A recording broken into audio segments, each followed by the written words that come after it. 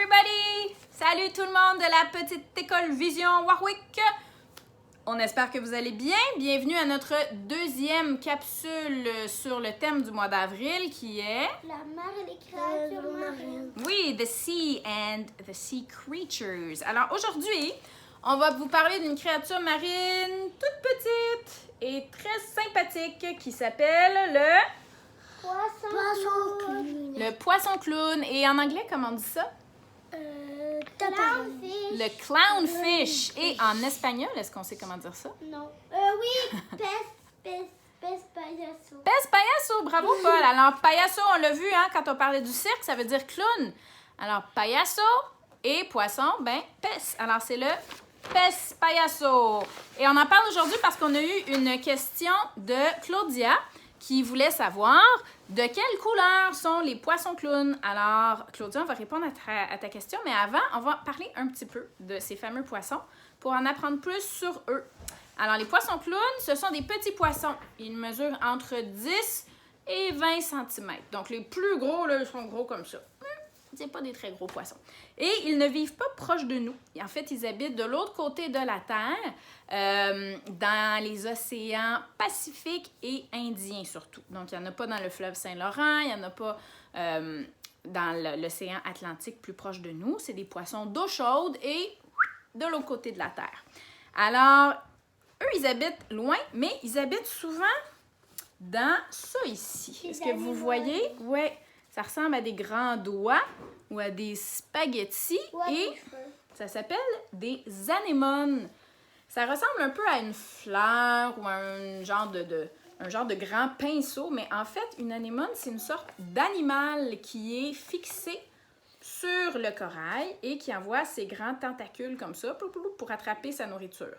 Et l'anémone et le poisson clown, ben, ils habitent ensemble parce que le poisson clown, il est content de se cacher dans les petites tentacules de l'anémone. Et en plus, quand l'anémone mange, puis ça fait des petites miettes de son repas qui reste à la fin, des petits déchets, bien, le poisson clown, il va manger ça. Et en échange, bien, le poisson clown, lui, il n'est pas attaché dans le corail, alors il peut se promener. Et s'il y a un plus gros poisson là, qui veut venir croquer l'anémone ou qui veut ou un prédateur qui veut piler dessus ou la briser, bien, le poisson clown, lui, il va aller l'attaquer, parce qu'il est petit, mais il a du caractère. Hein? Des fois, il peut être un peu agressif, le poisson clown. Alors, l'anémone, ben, elle est bien contente aussi parce que ça lui fait quelqu'un pour la protéger un petit peu. Alors, notre fameux clownfish et l'anémone sont les colocs de la mer. Ils aiment bien comme ça habiter ensemble.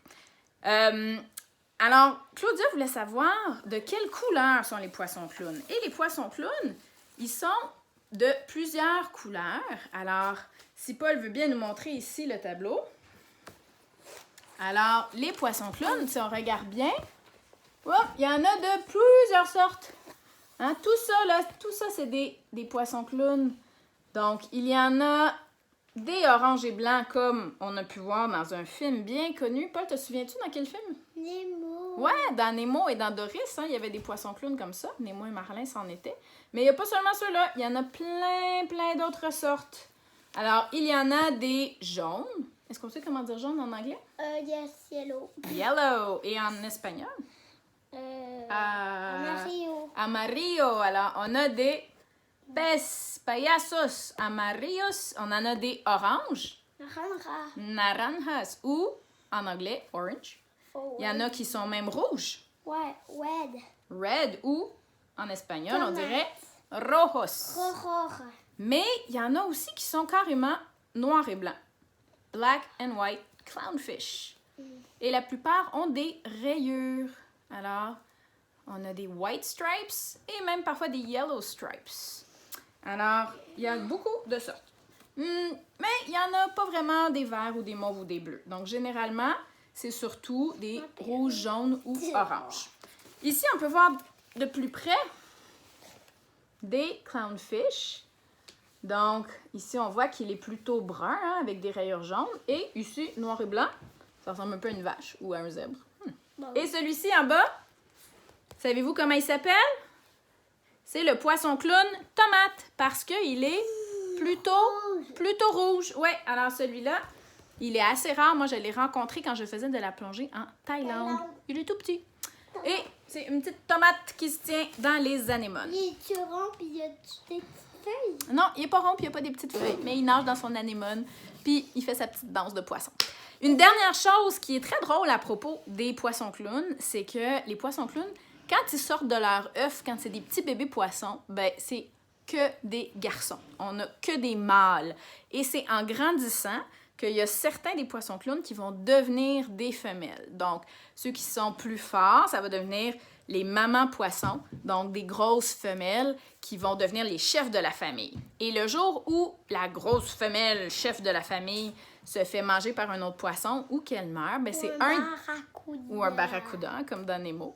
Alors, si la maman poisson, elle se fait manger, mais c'est un des papas poissons qui va devenir une maman poisson. Il va se transformer. Ouais, il va se transformer. Comme si papa puis toi t'étais le grand chef, puis Ouais. quoi, quand t'étais mangé ou mori, toi, papa, il avait devenu une maman poisson. Voilà, donc c'est comme si...